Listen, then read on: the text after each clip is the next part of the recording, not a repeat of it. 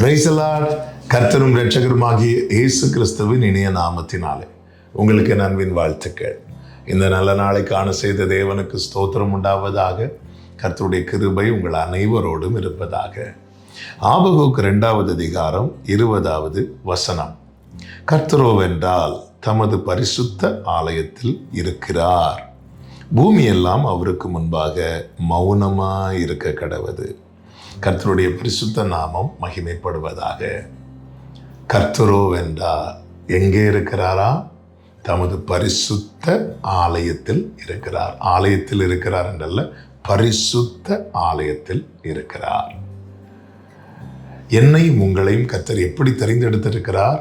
அவருடைய ஆலயமாக, அவர் வாசம் பண்ணும் ஆலயமாக தெரிந்தெடுத்திருக்கிறார்.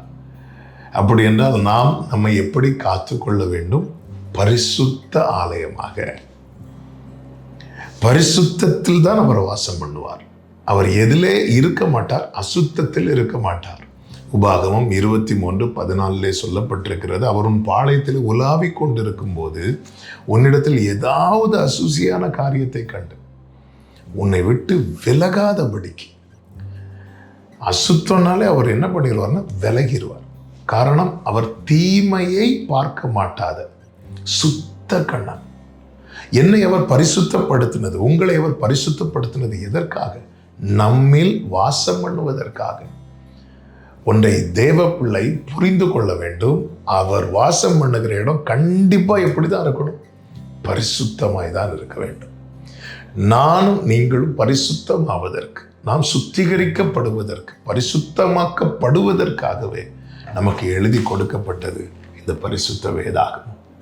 நமக்குள்ளிருக்கிற ஆவியானவர் இந்த சத்தியத்திலே நடத்தி நம்மை எப்படி மாற்றுகிறார் என்றால், அல்லது எப்படி பாதுகாப்பாய் வைத்திருக்கிறார் என்றால், பரிசுத்த ஆலயமாய், பரிசுத்தம் உள்ளவர்களாய்.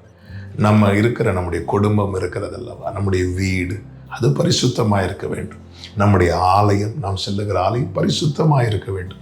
எல்லாவற்றுக்கும் மேலே நம்முடைய சரீரம் பரிசுத்தமாக இருக்க வேண்டும். உலாவுகிற கர்த்தர். உலாவுதல் அப்படின்னாலே ஒரு வீட்டுக்குள்ளே நம்ம ஒரு இடத்துல மட்டும் இருக்க மாட்டோம். அந்த வீட்டுக்குள்ளே எல்லா இடத்துக்கும் போவோம். நம்ம வீட்டை சொல்கிறேன், நம்ம ஒவ்வொருவருடைய வீட்லேயும் கிச்சனுக்கு போவோம், பெட்ரூம் போவோம், ஹாலுக்கு போவோம், அப்படி வெளியே நிற்போம். ஏன்னா அது நம்முடைய வீடு, நம்முடைய சொந்த வீடு. அதனால் நம்ம என்ன பண்ணுவோம், அங்கே எல்லா இடத்துலையும் சுற்றி வருவோம். ஆண்டவர் என்னையும் உங்களையும் தமக்கென்று கிரயத்துக்கு கொண்டிருக்கிறார். அப்போ நமக்குள்ளே ஒரு உலாவுகிறார். நமக்குள்ளே உலாவுகிறது என்பது கொஞ்சம் யோசித்து பாருங்கள். அப்போ இந்த கைக்குள்ள, என் இருதயத்தில், என் சிந்தையில், என் பார்வையில் அவர் உள்ளே வாசம் பண்ணி உலாவும் போது அப்போ எல்லாமே எப்படி தான் இருக்கணும் தெரியுமா?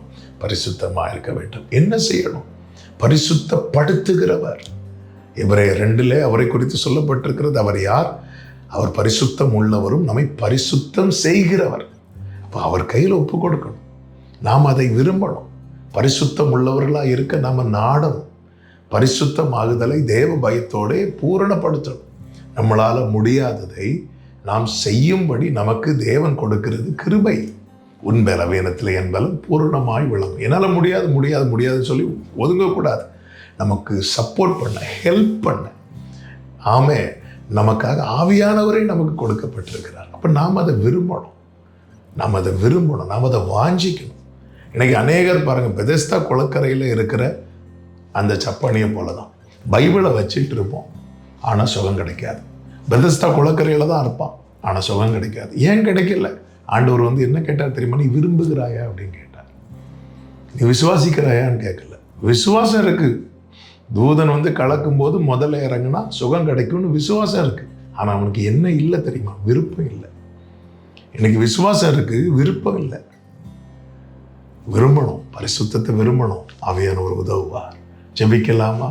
எங்கள் நல்ல தகப்பனே, பரிசுத்த ஆலயத்தில் வாசமாக இருக்கிறவரே, நீர் எப்பொழுது விரும்பி தங்குகிற ஆலயமாக எங்கள் சரீரம், எங்கள் வாழ்க்கை இருக்க ஒப்பு கொடுக்கிறோம். இயேசுவின் நாமத்தில் பிதாவே, ஆமென்.